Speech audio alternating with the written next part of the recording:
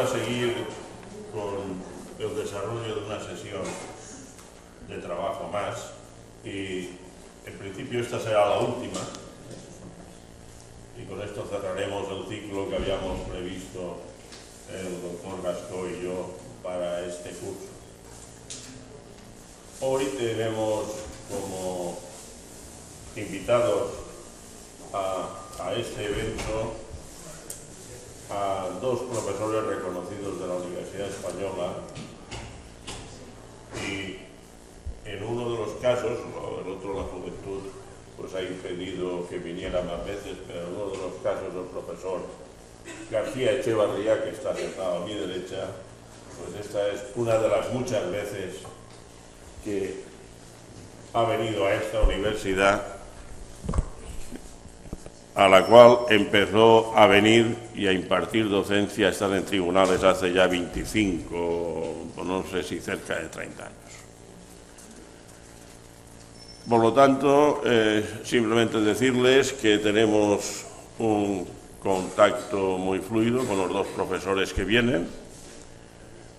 No voy a deletrear currículums porque esto se hace farragoso y quizás porque me estoy acostumbrando a sintetizar mucho, no sé si será por la edad, pero, en fin, los dos profesores son el profesor Santiago García Echevarría, catedrático de Organización de Empresas de la Universidad de Alcalá de Henares, esa universidad que ustedes saben que se le denomina Universidad Cisneriana y que algunos la ubican como la más antigua del país y a la que le correspondería el título de Complutense, en fin, todas estas cosas que son debates académicos sobre el mayor o menor prestigio, pero que están ahí, y por lo tanto son un profesor que representa una universidad de solera de nuestro país.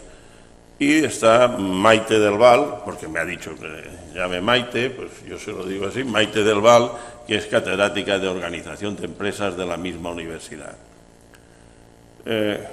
Como ya les he dicho que no iba a repetir el tema de publicaciones, porque yo recuerdo al profesor García Echevarría hace ya 50 años publicando, entonces sería larguísimo el listado. Simplemente les voy a decir lo que van a hacer aquí, que es, en principio, la charla tiene un título genérico que se denomina Definición y orientación de las estrategias. ¿Cómo liderar una estrategia? Sería la segunda parte. Entonces, la forma de desarrollarlo va a ser, en un principio, la primera parte más teórica la desarrollará el profesor García Echevarría y la segunda parte, con un enfoque más práctico, la desarrollará la profesora de Val. Por lo tanto, ese va a ser el sistema de trabajo que vamos a desarrollar en esta sesión. Yo creo que me parece que está más o menos dicho y lo que vamos a hacer ahora es darle paso al primer profesor que va a actuar, que es el profesor García Echevarría. Muy bien. Ustedes se van para atrás, que voy para ustedes. Buenos días a todos. Vamos a entrar en un tema que realmente es el mundo en el cual se van a encontrar ustedes y es el mundo que nosotros no hemos tenido. Hace muy poco hicieron en los Estados Unidos, a nivel internacional, una encuesta y plantearon una pregunta muy sencilla. ¿Qué es estrategia? Y la hicieron a 2.000 ejecutivos. ¿Cuál es la respuesta de esa encuesta? Pues que al final salieron 150 palabras. La una era planificación, la otra era dirección planificadora, etcétera, etcétera. Solamente 2 respuestas tenían algo que ver con people, con personas. Solo 2 de 190. Quiere decir, la estrategia es una cuestión de cosas, pero no es una cuestión de personas. Y esas 2 personas tenían 2 palabras de referencia. La una era liderazgo y la otra era visión. Todos los demás definían estrategia como cosas que se tienen que realizar, pero no en relación con las personas. Yo creo que después de esta crisis, o con esta crisis económica y financiera, tenemos que aprender a que el mundo es diferente y la economía va a ser diferente. Y por lo tanto nos tenemos que preguntar también, oiga, ¿y qué es la economía? O pregúntense ustedes, ¿qué es la empresa? Hay dos temas que yo quisiera desarrollar fundamentalmente, es ganarles en el sentido de que ustedes entran en un mundo que ya no tiene que ver con lo que nosotros durante décadas hemos estado explicando. Las empresas en los años 80 y 90 era el problema cómo reduzco los costes, cómo reduzco los problemas de logística, cómo realizo el que los procesos, las cosas, sean fundamentalmente más eficientes. Ahora el problema es de doble naturaleza y voy a utilizar algunas transparencias. En esas transparencias verán ustedes unas palabras en rojo. Quiere decir, yo procuraré utilizar esas referencias que pueden ustedes captar de manera inmediata y no necesitan leerlas de manera entera, pero que yo quisiera trasladarles a ese mundo al cual ustedes van. Vamos a entrar en primer lugar cuáles son los aspectos básicos de la función corporativa y la función económico-social. Este texto es un texto de hace un año, de una de las compañías más importantes, diríamos, dentro del contexto de la interpretación económica del capitalismo. El señor Barton es el CEO de una de las grandes compañías que se llama McKinsey.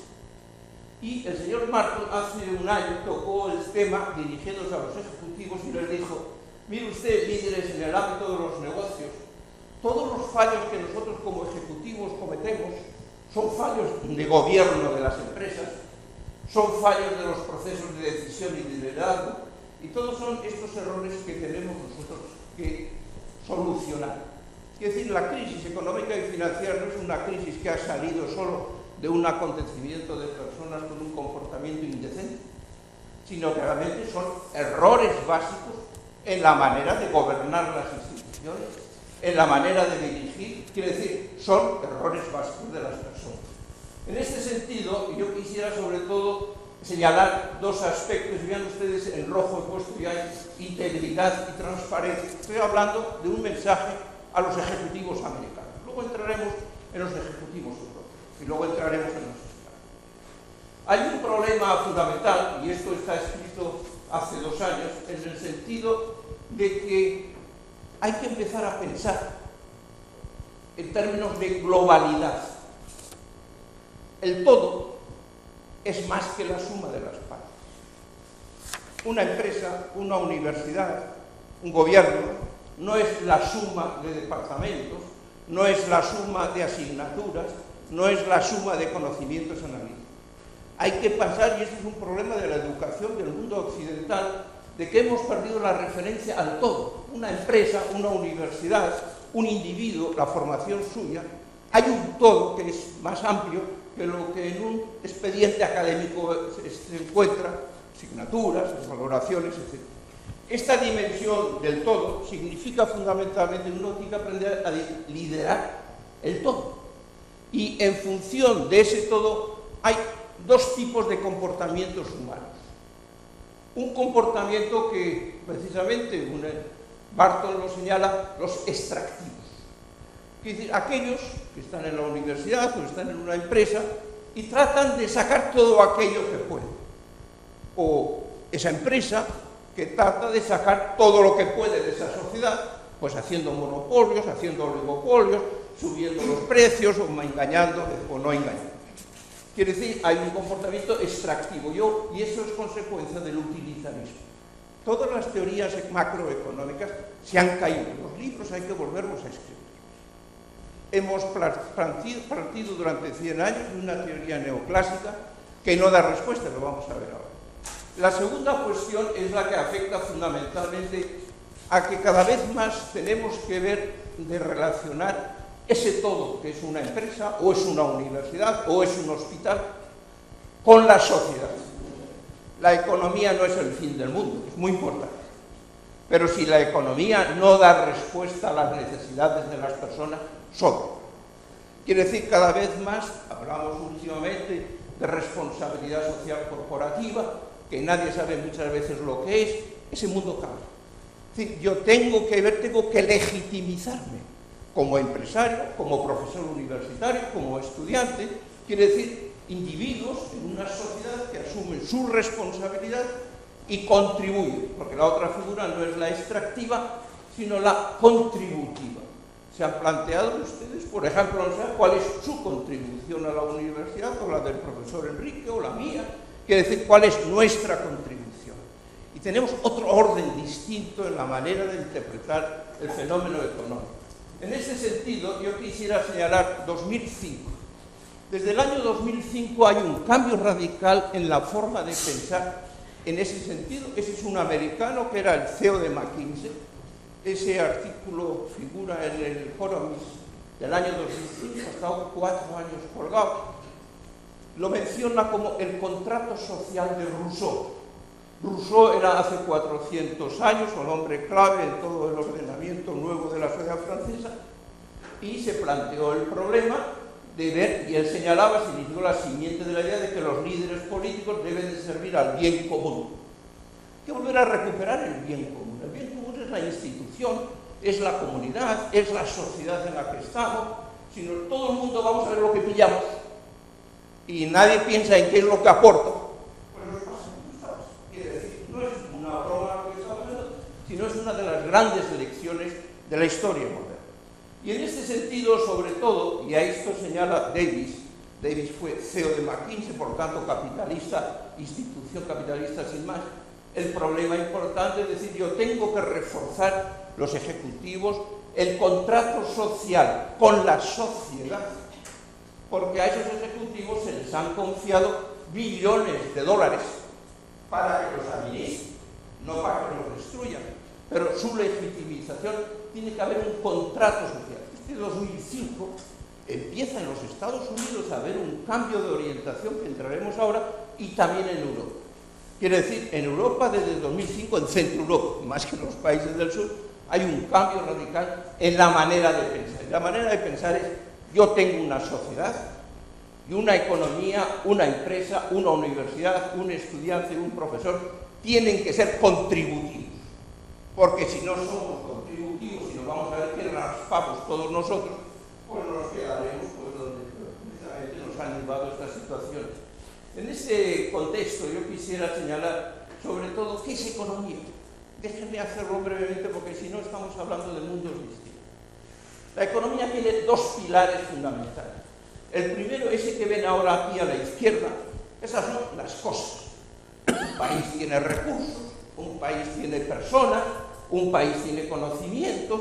Por ejemplo, hacen ustedes un cálculo de inversiones y en las inversiones calculamos los recursos. Cosas, no están metidas las personas. Y eso es lo que entiende sobre todo hoy que es racionalidad económica. Pero hay una columna de la derecha que se nos olvida, y esto de Europa lo estamos viviendo los países del norte y los países del sur. Hay personas, y esas personas tienen un orden social, un orden de sociedad. Piensan, tienen una visión del mundo distinta. Es muy interesante, hay un artículo de un el premio Nobel de Feld, publicado en el Financial Times, que nadie en España lo ha tocado. No. La mejor manera de definir, dice, mire usted, lo que tenemos ahora no es una crisis financiera económica, es una guerra entre dos formas de ver el mundo. Los unos, que es el corporativismo, le llama él, keynesiano, que es por donde van los tiros, dice, ¿cómo usted mucho dinero en la mesa? Como si el dinero, leanse el periódico de hoy. Ya hemos bajado los tipos de interés al 0,50, ya a partir de mañana se crean puestos de trabajo. No sea usted ridículo. El problema es que el otro es, o vamos a una economía de mercado que funcione bien. Funcione bien es una economía social de mercado, una economía para la sociedad, que es la parte de la derecha. La macroeconomía, lo que pasa es que juega solo con la izquierda. Y entonces creemos que si yo subo los tipos de interés, si yo cambio no sé qué, no sé cuánto en las exportaciones, ya está. Ya el uno empieza a empujar al otro en un concepto de economía mecanicista. Y la economía no es mecanicista, a la derecha hay personas, Cada persona tiene unas preferencias, cada persona piensa de una manera, cada persona es diferente y yo tengo que buscar que esas personas, en base a principios, desarrollen todo el problema de los eurobonos, todo el problema de Europa, ser el contraste de esos dos mundos que estamos decidiendo cuál es el momento en el cual nos pasa. Yo quisiera el otro concepto de decir qué es persona. Yo voy a entrar en la antropología social solo en este gráfico. Personas somos todos nosotros y cada uno de nosotros, uno es alto, el otro bajo, el uno es feo, el otro guapo, el uno tiene rubio, el otro moreno. Cada uno somos diferentes. Pero cada uno tenemos unos potenciales, unos más, otros menos. Y esos potenciales ya hay que desarrollarlos, porque el ser humano es el único en el que puedo desarrollar. En las cosas no se desarrollan los potenciales. Las monedas no echan crías, pero una persona puede innovar, puede formarse, puede desarrollarse, y el objetivo será... Y entonces, con eso, ustedes, y yo, y todo el mundo, tratamos de cubrir nuestras necesidades. Quiere decir, yo tengo que vivir, tengo que solucionar mis necesidades vitales y culturales. Y entonces lo que yo tengo es el problema económico. La economía no es otra cosa. ¿Cómo establezco yo las formas de cooperación? Quiere decir, la economía empieza ahí, precisa cooperación. ¿Cómo coopero yo? ¿Cómo hago posible que ustedes cooperen, que los ministros cooperen, que los profesores cooperen, que cooperemos, porque lo que nosotros tenemos en grandes barreras no cooperamos? Como no cooperamos, se nos disparan los costes. Y como se nos disparan los costes, no somos competitivos. Y como no somos competitivos, tenemos paro. El problema, por lo tanto, es cómo establezco yo, y eso es la economía. La economía no es otra cosa. No es más que buscar cómo hago yo la cooperación entre los potenciales de 45 millones de españoles o de 500 millones de europeos, de manera que podamos dar una respuesta. Y hay dos formas, voy a coger dos tipologías. La actual dominante, que es la contractualista, escuela americana, muy introducida en el ámbito de las facultades españolas, uno de los grandes errores. Una empresa no son 1 millón de contratos o 1000 contratos. Previamente los contratos, y a eso nos lleva a instituciones de mercado contractuales. Y estas cosas no se han ido. El Banco de España no ha visto que las cajas de ahorro fundían, el otro no ha visto que el otro dejaba de funcionar, el otro que son contratos. O el problema de los desahucios, que es la política, quiere decir una sociedad contractualista. Esa es la una. O la otra es la que he puesto a la derecha, es todos nosotros tomamos decisiones en base a los valores en los cuales nosotros descansamos nuestras preferencias. Y en economía todos tenemos preferencias. A uno le gusta más ir a la playa y a otro le gusta más trabajar. Al uno le gusta ahorrar, al otro no le gusta ahorrar, etcétera, etcétera. Y entonces lo que yo tengo es que la cooperación hoy es compartir conocimientos. Como no compartamos con ya la máquina, eso funciona solo. Y el día que, por ejemplo, las empresas españolas aprendan a utilizar los potenciales que hay en los procesos de organización, sobra la mitad del personal de las grandes. O este país, lo mismo que un país como Alemania, tiene 500.000 empresas medianas y pequeñas que generan empleo, que generan innovación, que generan rentabilidad, que generan superávit para cubrir los déficits, o no tenemos respuesta. Y ese compartir conocimiento. Eso es una organización empresarial, no el que yo soy el jefe y el otro es el que yo le mando. Eso se acabó. Olvídense del tema, olvídense de las jerarquías. O yo comparto lo que sé con el otro y desarrollamos conjuntamente, o no resolveremos ningún problema y por lo tanto no tendremos superávit, fracasaremos ambos. Y ambos tenemos que ganar. No es que uno gane y el otro pierda, sino es win-win.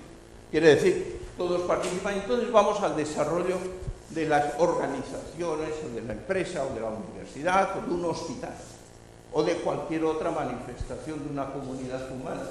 Y nos lleva fundamentalmente a lo siguiente. La persona es un ser social. Antropológicamente, todos nosotros solos no valemos nada. Tendremos mucho dinero, sabremos muchas cosas, pero si yo no tengo al otro... Lo mismo en economía, cuando hablamos de este país no entiende de competitividad, no entiende que competitividad es compartir conocimiento, es cooperar, es marcar las diferencias, es ver quién es el que da mejor respuesta, no es destruir al otro, no es pegarle un petardo para que desaparezca. Yo me quedo... A esos directivos les gusta mucho ser monopolistas, claro. Si un monopolista no tiene problema, pues invéntense, si ustedes entran en una empresa monopolista, invéntense algo para que haya un competidor, porque si no morirán ustedes en el empeño. Es decir, yo necesito al otro para saber dónde estoy, yo necesito cooperar, y por lo tanto el ser social, si yo por ejemplo a una persona la jubilo con 50 años, la he hecho chatarra, y hemos hecho ya 3 veces chatarra en este país, en el 85, en el 95 y ahora. Una persona no sobrevive si no tiene posibilidad de desarrollo de esa dimensión social, de compartir con el otro lo que sabe, lo que no sabe, y esa es una organización, y este es uno de los problemas más serios que tenemos en el momento actual, de que el objetivo de una empresa, el objetivo de un país, el objetivo es el desarrollo de las personas, por un lado, y la segunda es la productividad. Es decir, los recursos son escasos, y eso lo han aprendido ustedes desde el primer día, y los recursos hay que utilizarlos eficientemente, pero los recursos se utilizan para el desarrollo de las personas. Esos dos elementos son los puentes entre ética y economía. De tal manera que si yo estoy, por ejemplo, tengo un recurso, y en España no sé si es lamentablemente muy frecuente, que lo utilizo solo al 10%, yo estoy dando el 90%. Con lo cual yo estoy pecando contra la ética, pero también contra la economía, y por eso tenemos costes unitarios. Por lo tanto, no vendemos, no somos competitivos, no tenemos. Y por lo tanto las personas no pueden. Y por lo tanto entramos en una crisis de sociedad muy importante. Hay un aspecto importante que quería mencionar con esto, y es la economía y la política tienen siempre objetivos, todos nos tenemos que fijar objetivos. Pero detrás de los objetivos hay siempre un sistema de valores. Cada uno de nosotros tiene un sistema de valores. Y de acuerdo con esos valores fija uno objetivos. Por eso en una empresa, en una organización, las gentes pues hacen conflicto. Y ¿por qué haces tú eso? ¿Y por qué no haces tú lo que yo quiero? Y entonces tenemos dificultades muy serias en las organizaciones, porque yo tengo que buscar el compartir valores. Si yo no comparto valores, jamás vamos a compartir objetivos. Jamás. Ya pueden poner todo el dinero que quieran encima de la mesa, esa empresa está condenada al fracaso, esa institución está condenada al fracaso. Y por lo tanto el primer problema es objetivos y valores. Y luego lo que tratamos de buscar son opciones. Eso es la función de economía. Es decir, buscar alternativas, y luego el que tiene que tomar la decisión, el político o el estratega, es el que tiene que ver a la vista de las opciones y del sistema de valores, a base de esos objetivos, poder sacarlos de forma muy clara y de forma que le permita a la persona manejar esto. Eso es liderazgo. Es decir, alguien que tiene una visión de lo global y por lo tanto plantea el problema contributivo de cada uno de nosotros y razona. Un estratega es la persona, es la voz de la razón. Razona antes de decir, mira, si vamos por aquí, nos ayuda el cálculo económico, si lo hacemos correcto, si no hacemos cálculos económicos chafuzas, que también hay por todos los sitios, lean los periódicos estos días, con el tema de la deuda del 90% y el crecimiento económico. Podemos encontrar todos los días existencia. Hay un tema, por lo tanto, yo quería decirles cuáles son los objetivos de la economía. Yo voy a coger este primero, que es el de un dominico, que escribió el libro de ética económica. Para mí el mejor libro que he conocido de ética económica es de economía, pero es del padre Utsuri. El objetivo de la economía es de satisfacer las necesidades individuales y colectivas de todos los miembros de una sociedad para lograr el desarrollo humano. Esto es el bien común. Ese es el objetivo de la economía, ese tiene que ser el objetivo de una empresa, ese tiene que ser el objetivo de una universidad, y si no vamos a ese objetivo que trasciende más allá de lo material, me va a ser muy difícil poder asumir el que las personas razonablemente coordinen, cooperen y por lo tanto vean que lo que él tiene, esa sabiduría o ese buen hacer o ese conocimiento o esa forma en la cual él se expresa, contribuya y tenga valor. El valor de cada uno de nosotros está en función del otro. ¿Me da el otro a mi valor o no valga? Como el otro no me dé a mi valor, no valgo yo para. Y en este sentido yo les voy a poner a continuación, eso es de un ético. Y ahora les voy a poner la definición que da el presidente de los empresarios alemanes. Quiere decir que no tiene nada que ver con ética, además es protestante. Yo me declaro a favor de la afirmación de que la finalidad de la economía no está en la misma economía, sino en su contribución humana y societaria, pero contribución. Por eso el mercado es un instrumento regulador, no un fin en sí mismo. Eso es un discurso que él dio a la hora de tomar posesión ante todos los empresarios. Quiere decir, les hablan los empresarios, mire usted, fíjense que el otro era un ético, un biólogo, esta es un empresario, quiere decir, ahí hay una coincidencia de valores. Y es cuando una articulación de cooperación puede funcionar. En este sentido, lo que quiero es pasar a la siguiente. Hay un tema, sobre todo en Estados Unidos, la anterior era Koestler, pero también Winsberg, los grandes gurús, se han planteado seriamente la formación que se ha dado en materia de management a los estudiantes de las universidades americanas y canadienses, pero también en las europeas. Y es que no se ha hecho hueco, no se ha entendido el problema de que la economía no es solo una ciencia positiva, sino que es más allá, el problema de la moral de la economía, es decir, de los sistemas de valor. Por ejemplo, ¿puedo yo tener el 50% de los jóvenes en paro en un país?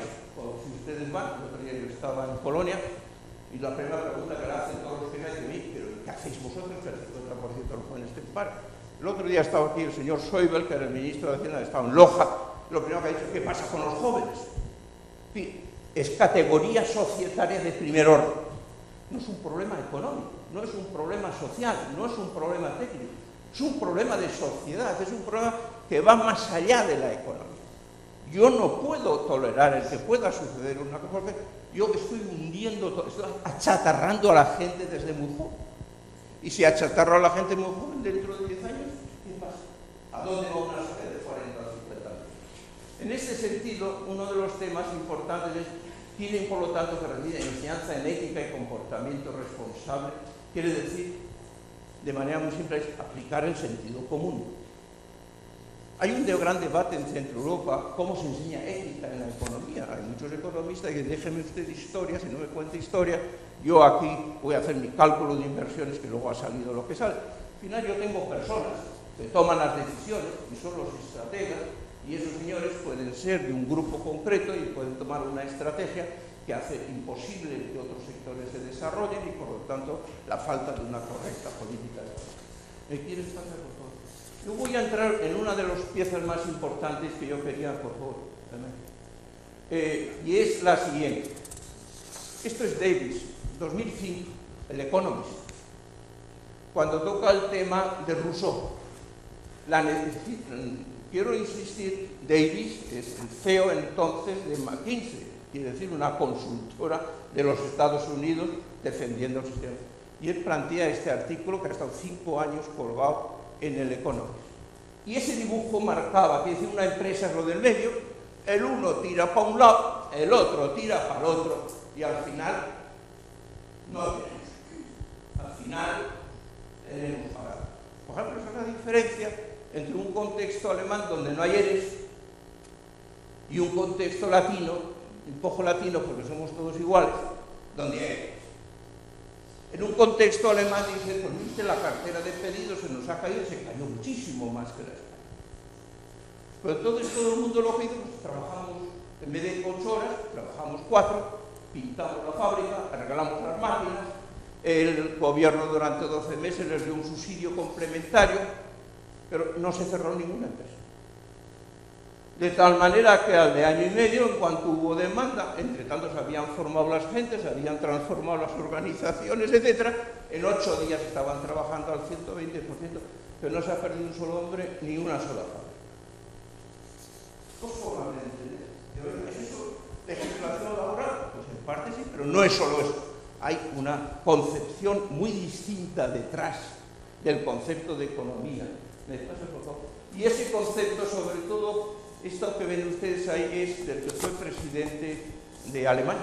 Quiere decir, el señor Köhler, para mí uno de los mejores presidentes que ha habido, en un discurso oficial a toda la nación, una de las cosas que le enseñan, dirigir una empresa no termina en la puerta del trabajo. Casi todos saben cuánto debe su éxito a las condiciones marco de la sociedad, sin estabilidad política y jurídica, sin infraestructuras públicas, sin paz social, sin confianza en el futuro y el sentido de lo común, eso lo dice el presidente del país, le falta a la empresa la base de su éxito. Y esto es lo que tenemos que ver. La empresa no es un ente aislado, los cálculos económicos son erróneos. Si cierro la puerta y empiezo a hacer el cálculo por dentro, el cálculo lo tengo que hacer empezando por fuera, empezando desde la sociedad, y a partir de ahí voy siguiendo el cálculo para llegar hasta ver si yo como estratega me interesa o no vender el producto A, el producto, el servicio B o cualquiera de las otras magnitudes. Quiere decir, hay un tema que yo quisiera un poco insistir, el gran debate entre shareholder y stakeholder. En el año, ahora les mostraré estadísticamente dónde empieza todo. En el año 1994, un profesor americano, con la mejor intención, escribió un artículo sobre shareholder. Shareholder es el accionista. Y entonces generó un nuevo criterio para analizar si una decisión empresarial es la mejor o no. Y lo definió, mire usted, para mí la mejor decisión empresarial es aquella que maximiza el valor de esa acción en el mercado de capital. Hasta esa fecha, si cogen ustedes la revista americana Fortune, y había unas listas de las 500 principales empresas del mundo, el criterio por el cual se ordenaban las empresas era la plantilla de personas. A partir de ahí era la cotización en el mercado bursátil. De ahí viene la corrupción fundamentalmente, porque se falsificaron los balances, se han falsificado todas las valoraciones y se han destruido muchas empresas. Ese es un shareholder. Quiere decir, una empresa, y eso es la escuela de San Galen, eso es la escuela alemana, es la escuela centroeuropea, desde siempre. Una empresa no es solo el accionista, es una pieza importante. Pero, amigos, si no tienes clientes, y si no tienes proveedores, y si no tienes empleados, y si no tienes directivos, quiere decir, yo tengo que ver, y ahí he puesto como unos fuelles, ¿no? De tal manera que unas veces las relaciones con cada uno de los stakeholders son distintas. Uno de los grandes problemas que se plantea en la responsabilidad social corporativa es decir, ¿tú qué haces? Quitarle a los accionistas o a los clientes, le engañas al cliente poniéndole precios altos, que le estás sacando, eres extractivo, o estás contribuyendo al éxito del cliente. El éxito alemán son empresas medianas y pequeñas que contribuyen al éxito del cliente en cualquier parte del mundo, vendiendo bisagras. Tienen empleo, tienen un nivel de vida, no es otra cosa, no es que la señora Merkel tenga milagros por la noche. El problema, adelante, bueno, fíjense bien, es un tema importante. McKinsey hizo este estudio con 20.000 ejecutivos en los Estados Unidos. ¿Cuáles son los stakeholders? ¿Quiénes son y qué importancia tienen? El primero, que no lo ven desde allí, que es un 74%, son los clientes. Es decir, el 74% dice, oiga, si usted no tiene clientes, si no mima a los clientes, si no cuida a los clientes, y el cliente no gana con usted, pues usted cierra la tienda. No tiene nada que hacer. Pero el segundo son los gobiernos. Es decir, las normas, y estamos en un momento muy delicado en el mundo, como consecuencia de la crisis financiera, la desconfianza absoluta en el ejecutivo, o más en un banquero, de tal manera que el gobierno empieza a regular. Cuando un gobierno regula, lo que hace es limitar el espacio de cada uno de los individuos. Al limitar el espacio de cada uno de los individuos, la creatividad se nos va abajo. Y si se nos va la creatividad abajo, se nos falta la innovación. Y si no tenemos innovación, no tenemos productos y servicios para vender a un cliente satisfecho. Y por lo tanto, no tenemos la tienda, no tenemos la fábrica, no tenemos el empleo. La tercera son los empleados. La cuarta, ¿quiénes son? El que ustedes, cuando están en una empresa, tienen que ver con esto. Estos son las sociedades. Y yo tengo que resolverle el problema a cada uno de ellos. Pasen a la siguiente, por favor. Y el problema, yo lo he puesto esto para que vean ustedes, el problema gordo que tenemos es el gran peso del Estado. El gran tema en este momento es el debate entre mercado y Estado. Si se fijan un poco, ese es el PIB, el Producto Interior Bruto, y entonces tenemos que Irlanda, por los motivos bancarios, está un 66% de toda la riqueza del país, está 2/3. Los demás, en Europa, estamos a la mitad. El problema es quién resuelve mejor el efecto de coordinación, quién establece la mejor cooperación entre las personas para producir bienes y servicios que permitan desarrollar a las personas y utilizar eficientemente los recursos. Y por lo tanto, uno de los grandes problemas, y este es el problema de estos artículos americanos que han levantado la piel, pues dice, oiga, el 90% de deuda, crecimiento, etc. Me pasa lo siguiente. Y aquí lo que yo quería enseñarles, fíjense bien lo que es la historia. Ese es un estudio de Harvard, lo único que esas dos flechas son mías. 1960, ponemos un índice de 100, y es las compensaciones o las retribuciones de los directivos en los Estados Unidos. Pero podríamos hacerlo igual para Europa. Vean ustedes que hasta el año 94 prácticamente las retribuciones de los directivos permanecen estables. Pero en el año 94 se produce el artículo del señor Rappaport sobre el shareholder value. Y se cambia radicalmente el criterio con el cual se asignan los recursos. Pasamos de personas a la maximización del valor bursátil.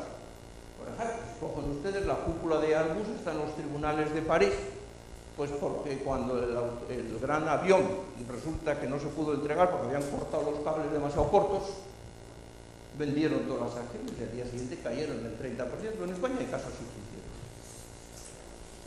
Ahí hay un problema de primer orden, están en los tribunales, pero luego hay un segundo en el 95 y es que se inventan las stock options.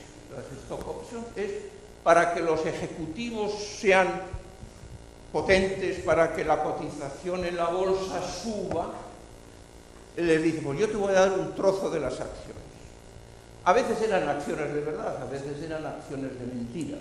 Es decir, era un papel de yo te doy 50 acciones, pero yo no te las tengo, no te las doy. Lo único que dentro de 6 meses, si me las quieres vender, yo te pago la diferencia. Entonces se hinchan los balances, suben las bolsas, sube tal. Entonces es cuando entra la corrupción. Y esto ha tenido mucho lugar también, en muchos de los casos, por ejemplo, en la forma de retribuir al personal. Si yo a un señor en una caja de ahorros lo que hago es darle el 20% de la venta de preferentes, pues a vender preferentes como loco, caiga quien caiga, ¿no? Hay que tener mucho cuidado. ¿Qué valores hay? Ahí no hay valores, ahí hay cosas, en este caso el dinero. Pero eso que ha llevado a una estructura básica de la sociedad española, pero nos hemos cargado, lo que decía Barton al principio, nosotros mismos. Los propios ejecutivos se las han cargado. Me pasa lo siguiente, y yo quería también señalarles, sobre todo para los que en la economía, saben ustedes que dicen, no, hay que retribuir por variable. La marca más. Esa línea roja es la retribución de los directivos, son los famosos bonos. Eso es Estados Unidos. Así es como desde el año 99, yo tengo hasta el 3, pero se podía prolongar los nuevos estudios que hay, a ver qué empresa le niega al ejecutivo el bono. En Estados Unidos está volviendo a repetir la historia otra vez con la banca. De tal manera, y la realidad de la empresa es la azul. El bono no tiene nada que ver con la realidad, yo le pago a usted por hacerlo mejor. No, la historia es muy terrible. Entonces, me pasa, por favor. Y hay un aspecto importante que me genera eso. Eso es este estudio de Harvard. Lo que tenemos es la desconfianza que tienen las personas en los Estados Unidos en la honestidad de los directivos y los estándares éticos. Ese estudio que llega ahí hasta el año 2002, está ya en el año 2012, hay un observatorio que se viene realizando y es curioso que solo en países como Brasil hay un 80% de la población que cree en los directivos. En los Estados Unidos va peor y en Europa peor. Fíjense bien que hay muy baja es el 50%, es decir, very high, quiere decir, eso no existe. Díganme ahora cómo coordinan ustedes la economía si ustedes no creen en el otro. ¿Cómo funciona eso? funciona solamente con grandes precauciones, con grandes reservas, y por lo tanto, y ahora, por ejemplo, si hoy dicen, le doy a la banca 200.000 millones para que haya inversiones, pero resulta que nadie presta el dinero, o un banco no se presta dinero a otro, el mercado interno ha desaparecido, porque nadie se fía de lo que tú quieres. Entonces no funciona la economía, tenemos unos enormes costes como 6 millones separados, o el 50%. En este sentido, por lo tanto, la pérdida de confianza, economía de confianza, yo me fío del otro, en una organización lo mismo. Yo lo que quiero llevarles es un poco al tema en el cual nosotros nos movemos. En esas dos, esa guerra que está abierta, y esto, por ejemplo, Krugman es más bien de la línea corporativista keynesiana, o la otra que es, por ejemplo, del americano, que también es la economía social del mercado centroeuropea, es en el sentido de que yo tengo que hacer una economía de mercado para la sociedad. Por eso se llama economía social de mercado. Entonces yo tengo que provocar, por un lado, que los individuos, al darme sus capacidades, sus potenciales, les interese. Yo tengo que ganarme a la gente en una organización, yo me los tengo que ganar a veces a través de valores, no siempre es dinero, sino son otros elementos vitales en los cuales un individuo está satisfecho, ¿no? Pero yo lo que tengo es que legitimizar siempre ese problema en el sentido de la contribución que está haciendo al bien común. El bien común es la organización, la universidad, el hospital, la sociedad. Si esa legitimización no se da en muchos casos, la gente incluso pone el grito en el cielo y dice, venga, no es eso. El tema es que, ¿cómo regulo yo esa coordinación? No hay más que un método. Y ese método, Maite África, es, o yo meto en este país que no cree nadie en ello, lo que yo tengo que establecer son una cultura de competitividad. Quiere decir que las personas, con sus saberes, con sus potenciales, sepan que tienen que competir o en una universidad, que no es matarme al otro, sino cómo contribuyo yo de manera que vaya desarrollando. Y esa competitividad es el principio económico. No es el principio económico de la sociedad. Y esto es un país, nosotros no tenemos una cultura de la competitividad, que decir, somos por naturaleza monopolistas, oligopolistas, quitarme al otro del medio, yo solo, y así. Y nos damos cuenta que nosotros no nos desarrollamos tampoco. Yo tengo que meter una economía en que todo el mundo sea competente. Competitividad no es en el sentido macroeconómico, sino es sociológicamente natural. Yo tengo unas competencias. Si yo no le vendo a esa señora mis competencias, no vale para nada. O si ella no reconoce mis competencias porque no le sirven a ella, pues no vale para nada. Yo lo que tengo que ver es cómo desarrollo mis competencias. Supongan ustedes 40 millones de españoles desarrollando sus competencias. Pues eso sería el paraíso. Quiere decir, tendríamos en marcha unos mecanismos de creación de superávit que podríamos cubrir las necesidades sociales de las personas que no pueden acceder a un mercado. Y en este sentido, yo quería señalar una frase de Buchanan. El gran problema que tiene la macroeconomía, un problema muy serio, y hay que volver a escribir los libros y no se sabe cómo. Lo ven ustedes todos los días en los periódicos, los políticos tienen que tomar decisiones y andan tanteando, no tienen ningún soporte. Ninguno. Se ha caído con teoría neoclásica. Porque no existe un mercado perfecto, ni existe una información perfecta. Y ese tema es el hecho de que hemos vivido en una construcción que no da una respuesta a las necesidades del que toma decisiones. Para decir, como un modelo, pues lo digo, le darán a los altares. O si alguien tiene poco desarrollo, cualquier persona. Y vean ustedes que aquí hay un problema muy grande. Es que en economía pensamos que si yo manejo el tipo de interés, o yo manejo el empleo, yo manejo tal, automáticamente se producen inversiones. ¿Usted cree que por acá ya baja el señor Draghi de 0,75 a 0,50, mañana ya tenemos empleo?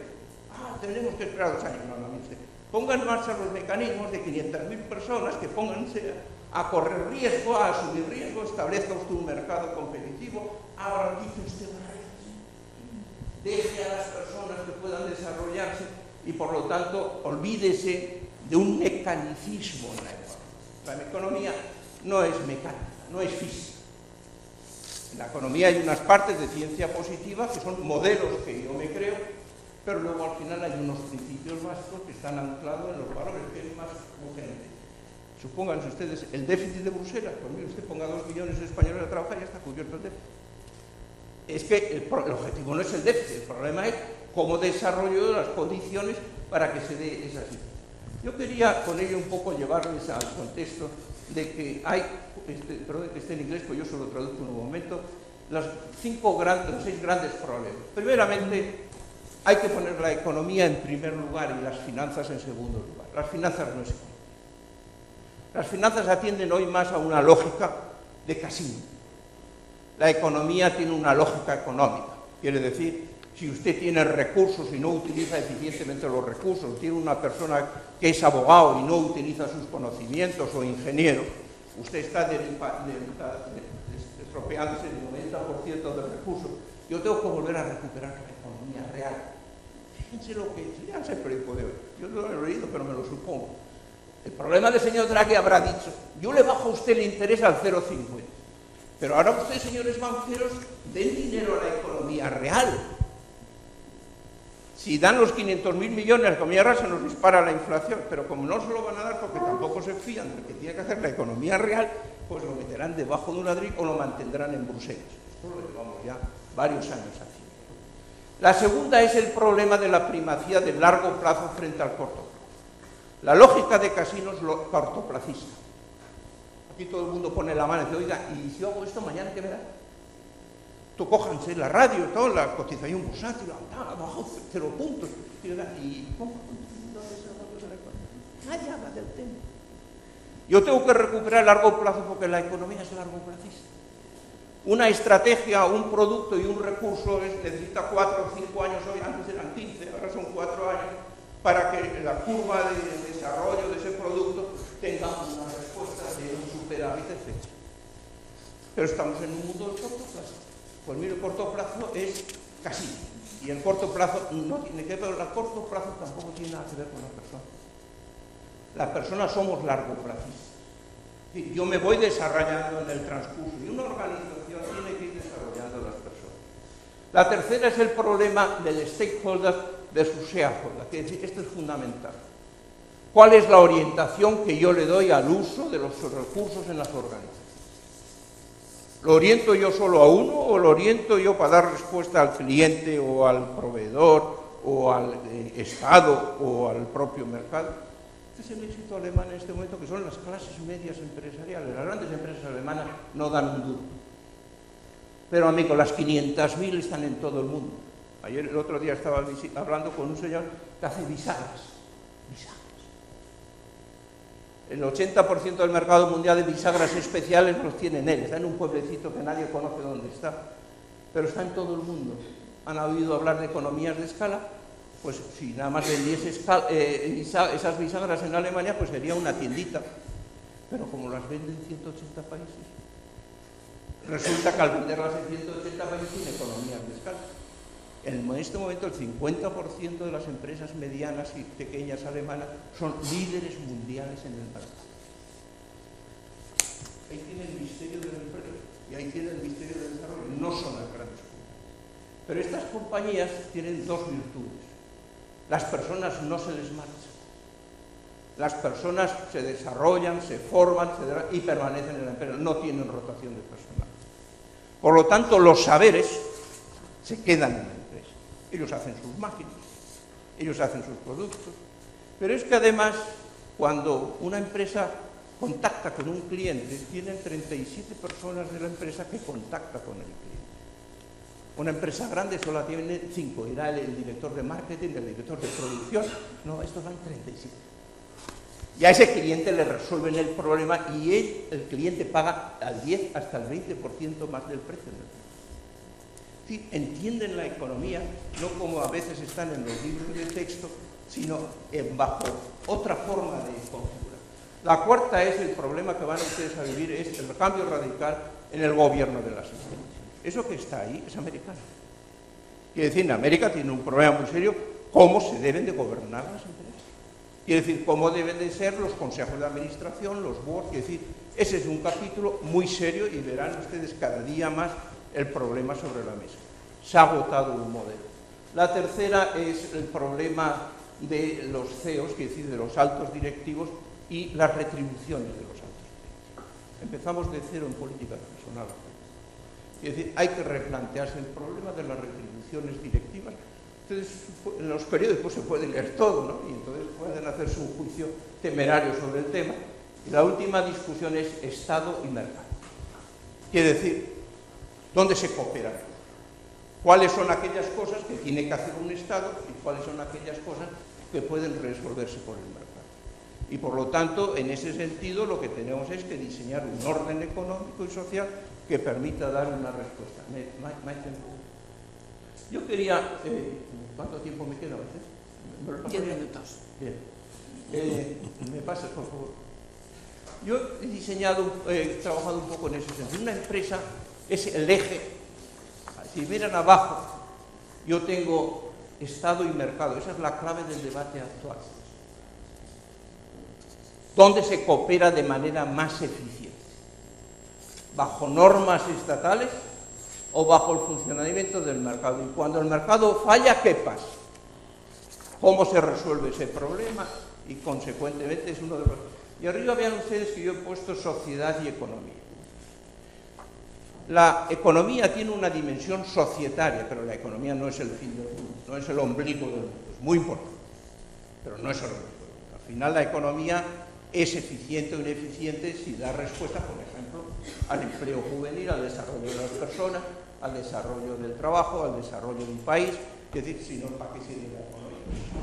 ¿Para que meter el dinero debajo de un ladrillo o para qué es lo que sirve? ¿Y cómo conseguimos involucrar a las personas?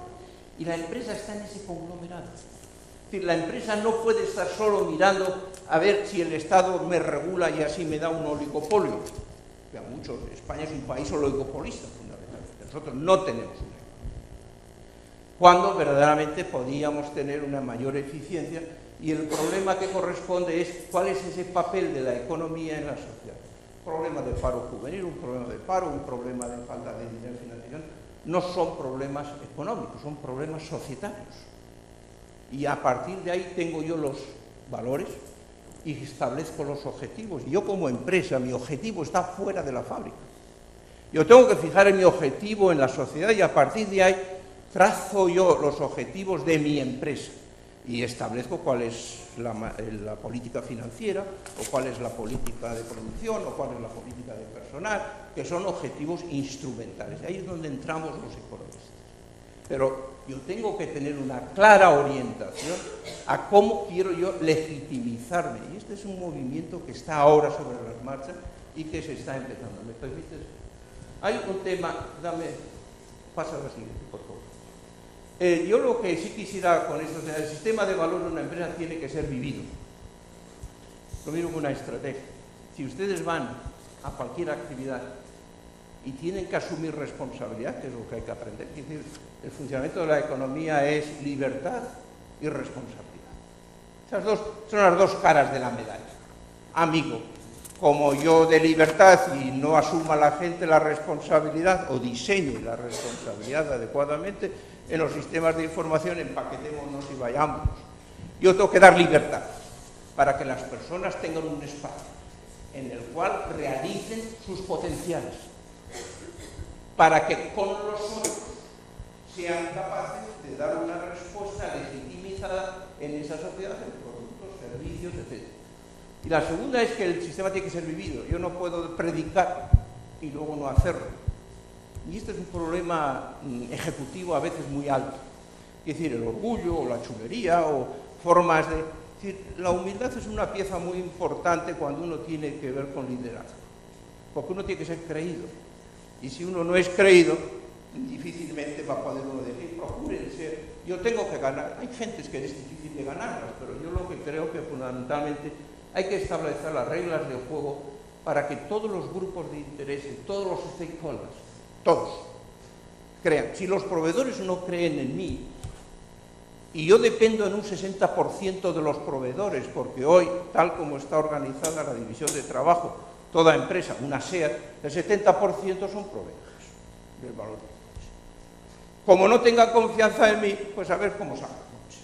Pero yo necesito la confianza de los clientes, porque si no tienen confianza, porque no les resuelvo los problemas, se me echa abajo, pero yo necesito también la confianza del legislador, o necesito la confianza de la sociedad, necesito la confianza, y por lo tanto yo tengo que establecer unas reglas de juego para todos y sobre todo lograr transmitirlo al personal. Una estrategia no tiene validez si las personas no lo viven. Quiere decir, un gran estratega es aquel que hace posible el que las personas se identifiquen, porque él tiene que dar una respuesta: ¿qué queremos hacer de esta empresa? ¿O qué queremos hacer de esta universidad? ¿O qué queremos hacer de este hospital? Ahí estamos jugando con valores. Y luego, a partir de decir, bueno, pues mira, vamos a establecer estos objetivos A y B, que sean muy claritos, muy sencillos, que todo el mundo los pueda manejar, y luego ya vendrán los expertos diciendo, bueno, pero para eso necesita dinero, tenemos que hacer una política financiera, pero esa política financiera depende de su contribución a la globalización. Hay que pensar en términos globales. El gran cambio de las culturas nuestras del sur de Europa, tenemos que ser globales. Y en este sentido tenemos fundamentalmente, pasa por favor, el tema que corresponde, y esta es una frase del presidente de los empresarios, alemanes en este caso. Yo estoy a favor de los valores, se lo dice a los otros empresarios en un discurso inaugural. No me causa ningún pudor declararme en favor de valores y que de mi boca salga una palabra tal como decencia. Nunca esta palabra en alemán se había utilizado tanto. Es decir, hablar de decencia. Si uno no es decente, no es íntegro, pues mire usted, la cooperación es imposible. Porque como no me fío, tengo que poner barreras. Y como tengo que poner barreras, tengo que poner defensas. Y como tengo que poner defensas, cuestan mucho dinero. Y como cuestan mucho dinero, al final no es competitivo, al final cierro la tienda. Este es un problema claro en nuestras sociedades. Es imposible que una economía funcione si hay dos piezas que son cancerosas. Uno, la indecencia, y otro, el problema de las subvenciones.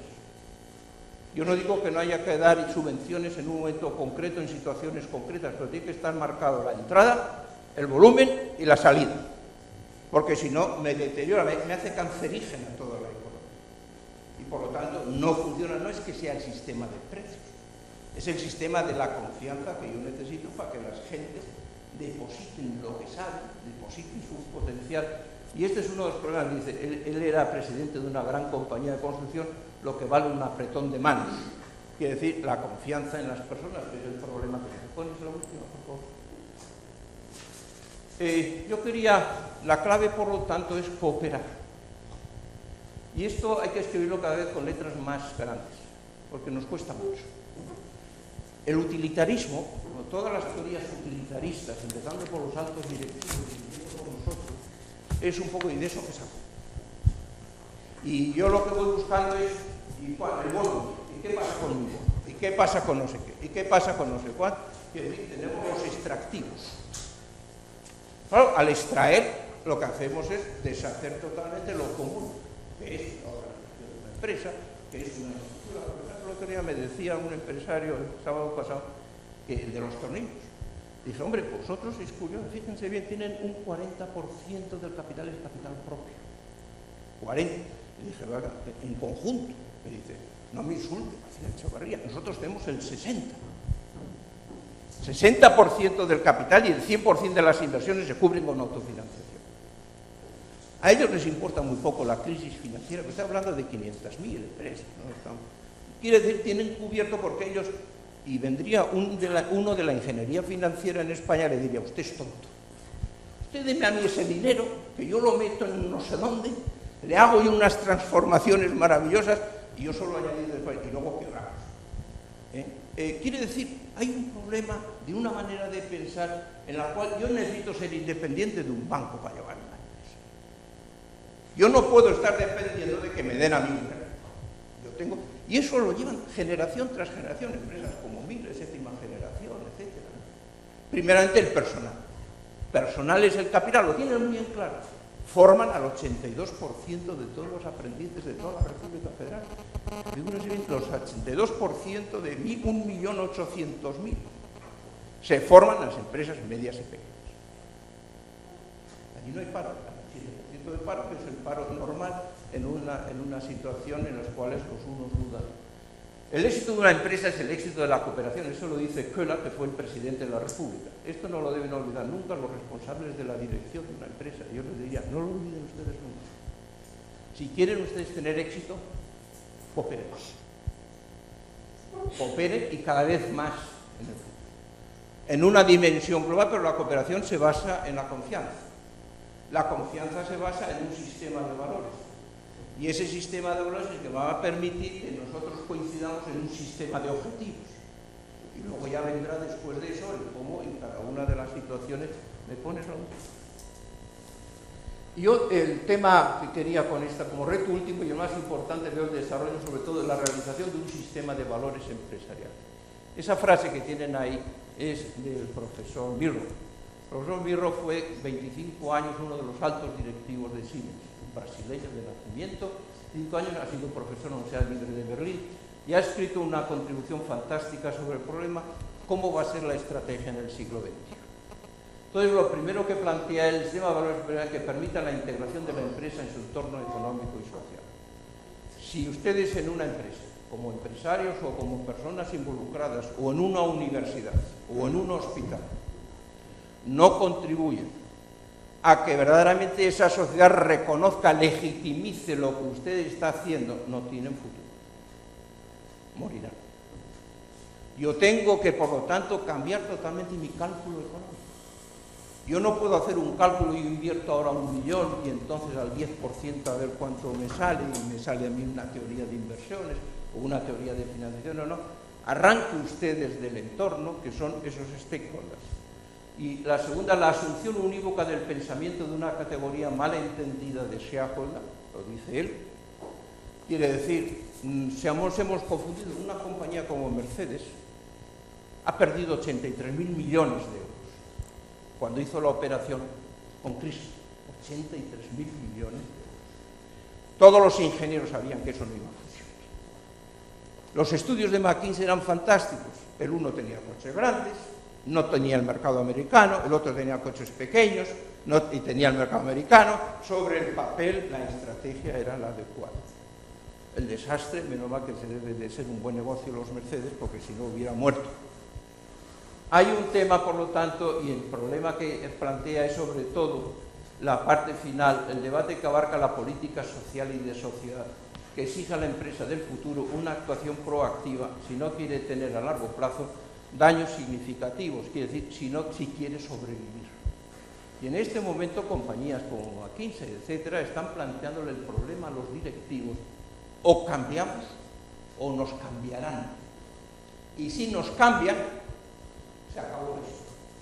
Por lo tanto, ustedes tienen delante una trayectoria fantástica, porque el cambio se está produciendo desde el año 2005. Hay otra forma de pensar, ¿verdad?, que trasciende, pero es no solamente en la filosofía, sino también en la antropología, también en la economía. Y el tema de Europa es que en este momento pues se está un poco, no me toques, a ver qué hacemos, pero el problema es cómo se consigue poner en marcha mecanismos para que verdaderamente Europa, con 500 millones de personas y con muchos saberes, si la cooperación se acierta de manera que las personas empiecen a ganar la confianza, Europa puede ser verdaderamente de nuevo una parte del globo que puede ayudar mucho a los demás.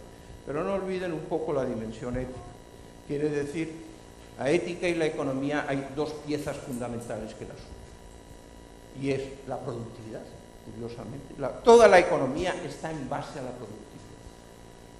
Utilizar eficientemente los recursos. Yo tengo un AVE y no utilizo más que el 10% del AVE, el 90% no utilizo, mis costes unitarios para transportar un viajero que me dispara y por lo tanto ese es el problema español. El problema español es que no sabemos utilizar las capacidades. Es un tema de teoría de producción. Y la segunda es el desarrollo de las personas. Un empresario o una empresa que no desarrolla personas no está haciendo lo que realmente le va a garantizar el éxito, quiere decir su legitimización en la sociedad, pero al mismo tiempo el que la persona se le quede, porque la persona, sus saberes es el capital de una empresa, no son las áreas. Yo, como además, si no, la profesora del BAL le he quitado todo el tiempo, yo les agradezco. Si alguien tiene interés, hay un capítulo después que es la función del estratega. Déjame terminar un momento nada más, Maite. Hay dos piezas que yo les animaría un poco. Hay dos funciones que hay que descubrir. Una, la del controlling, el controller, es decir, el economista o la persona que es capaz de ver globalmente la empresa desde el punto de vista económico. Y la otra es el estratega, es decir, aquella persona que sabe plantearse el problema, qué queremos que sea esta empresa, cómo queremos que sea esa empresa, y la tercera sería el problema, cómo convenzco yo a los demás de que la empresa sea de esa manera. Muy bien, muchas gracias y por su atención.